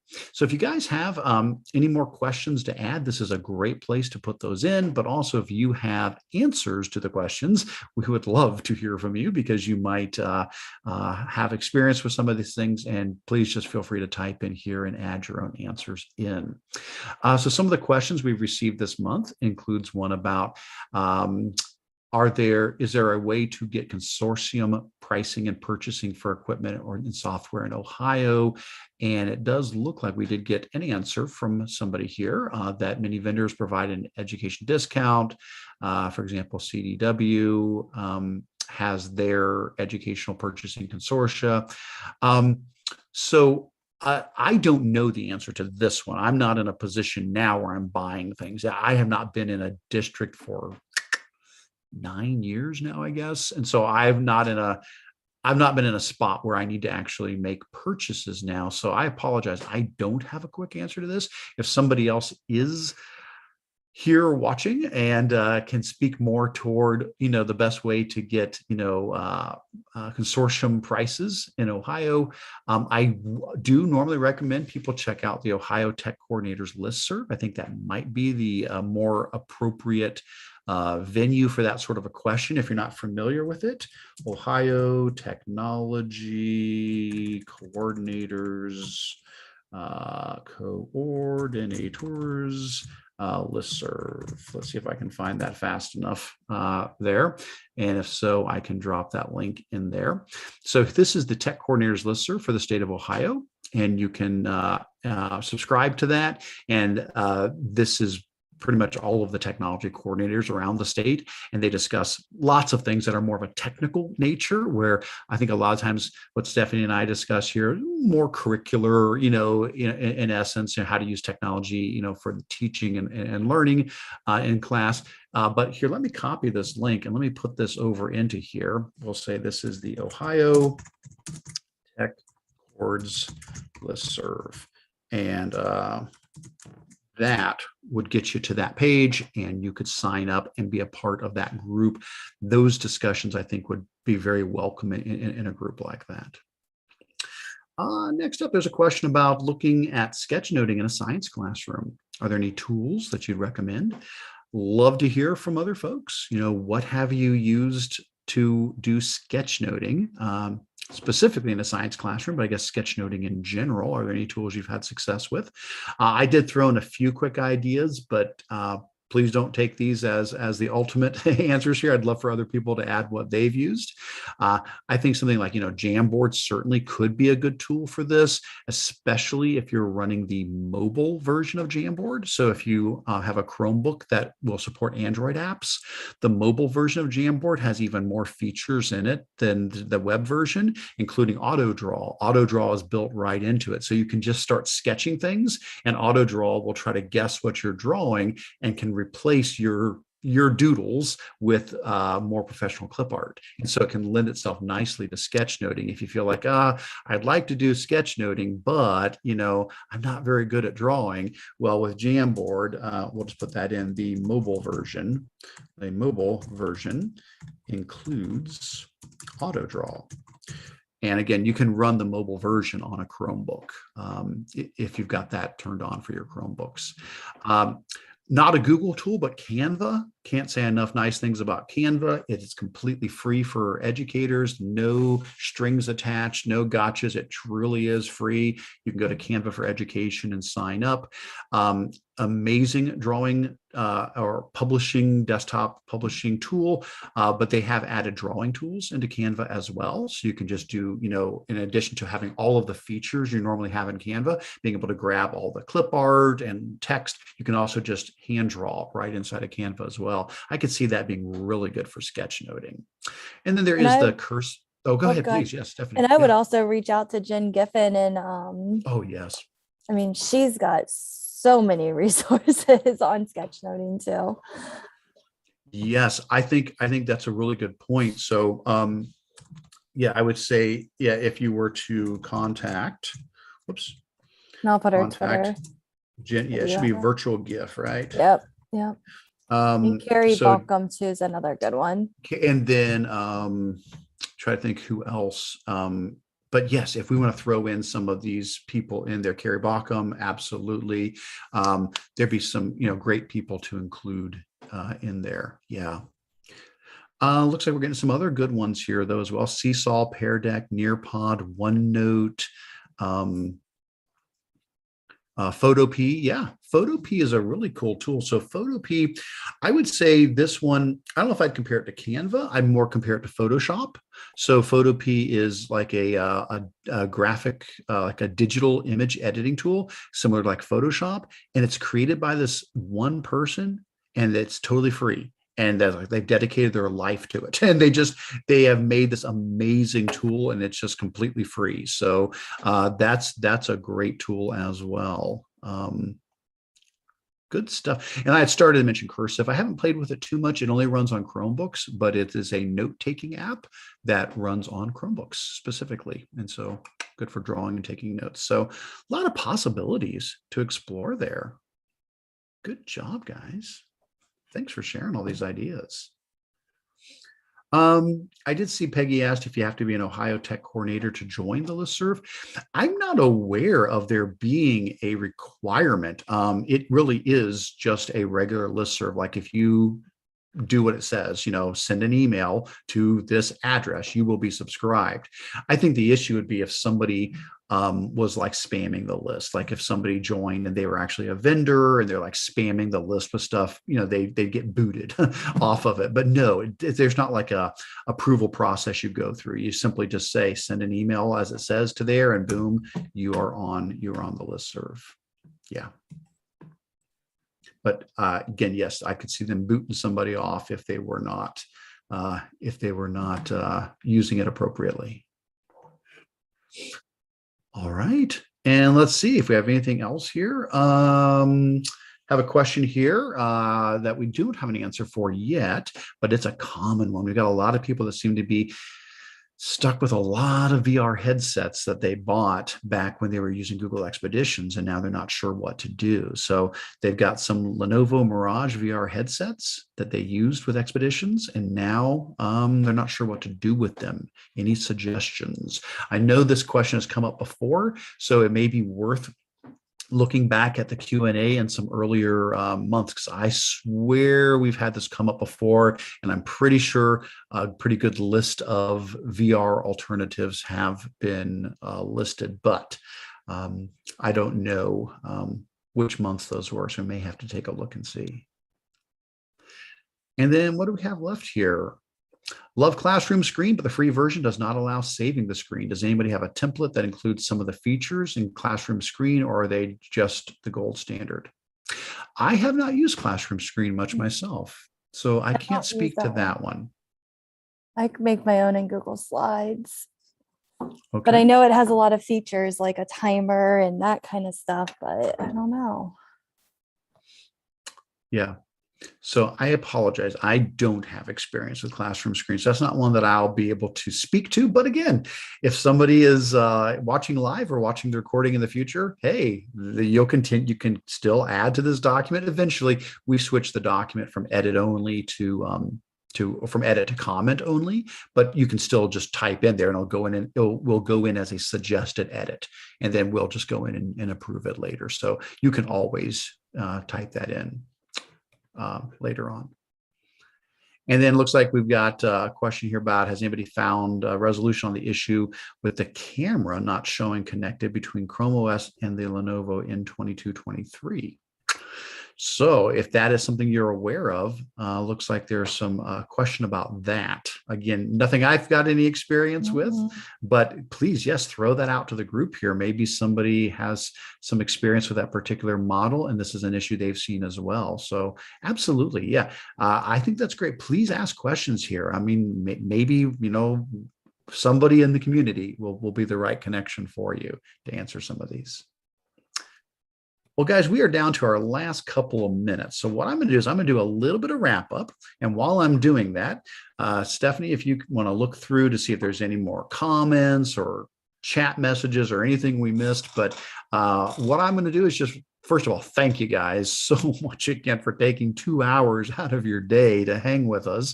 We really appreciate your commitment to your students and your teachers that you support and your own professional development. So thank you so much for being with us here today or watching the recording in the future. A couple quick reminders to you. If you did not get a chance to sign in, on page 2 of the agenda, highlighted in green under important links, there is a sign-in form. It allows us to send you a certificate of attendance. Also want to remind you that in between the meetings, please stay in touch by joining our Google group. So you can email with all the other members, as well as our Facebook group if you like to use Facebook as well to stay connected. Our next meeting is going to be about a month from now. We always try to be at the tail end of the month. So for March, that will be Thursday, March 31st at 1 p.m. Eastern again. And we'll get links to all of that, added in afterwards. Usually I create that agenda and create the YouTube link after each month. So we will add in those links so that you can get them added onto your calendar as well. Other than that, Stephanie, any last minute comments here? I don't see anything, just a lot of thank yous, and this has been wonderful. And yeah, and it's all because of you guys too. You help out in the document and on the chat. So thank you for that. Absolutely. It's all about the community and all of the wonderful questions and resources and links and suggestions you guys share. So fantastic. Well, again, thank you guys so very much for being a part, and we will see you next month, and we'll see you in the Google group in between. Otherwise, take care and have a wonderful, wonderful rest of your day, everybody. All right, bye, guys.